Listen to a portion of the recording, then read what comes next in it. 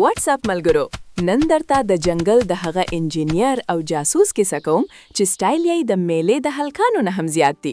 هو زه د هدهد خبره کوم. تاسو به وایاست چې دا خو بس یو مرغی ده، خو ورورې دا مرغی د حضرت سلیمان علیه السلام چیف اف انټیلیجنس و. راځئ وګورو چې دا تاجداره مرغی څه کمالونه لري.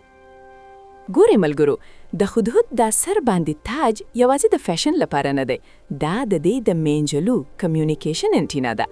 ساينس وایي چې هدهد د ځمکې لاندې اوبه لیدلی شي. هو تاسو سم اوریدلی، دا مرغۍ داسې سنسرز لري چې په وچه ډاګ کې ورته پتلی دي چې اوبه چیرته دي. او د دې مشوکه وګورئ، دا داسې ډرل ماشین دی چې په سختو ونو کې سوري کوي او خپل کور پکې جوړوي. دا مرغۍ هیڅ تله د بل چا په کور کې کرایه‌داره نه کیږي، خپل کور خپله جوړوي.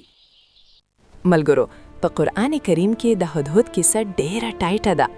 حضرت سلیمان علیه السلام چې کله لشکر چک کړو نو هدهد غایب و، خو کله چې هدهد راغی نو یو داسې ریپورت یې ورکړه چې ټول حیران شول. هدهد وویل، ما د سبا ملک ولیدلو چې یو شخصه بلقیس ور باندې بادشاهي کوي او هغې د الله په ځای لمر ته سجده کوي. سوچ کوئ، یو وړوکې مرغۍ دومره پوهه وه چې د توحید او شرک فرق ورته پته و.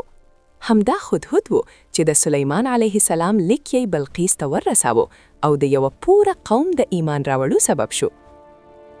نو ملګرو، د هدهد نه دا څه دکئ چې که سړی وړوکی هم وي خو که ایمان او عقل یې غټ وي نو غټ کارونه کولی شي. که ویډیو درته اوپی لګېدلی وي نو لایک او سبسکرایب بټن داسې ووهئ لکه هدهد چې په ونه کې سوري کوي. خپل خیال ساتئ او مرغانو ته په چت باندې اوبه او خوراک کیږدئ. په مخې مو شه. پیس آوټ.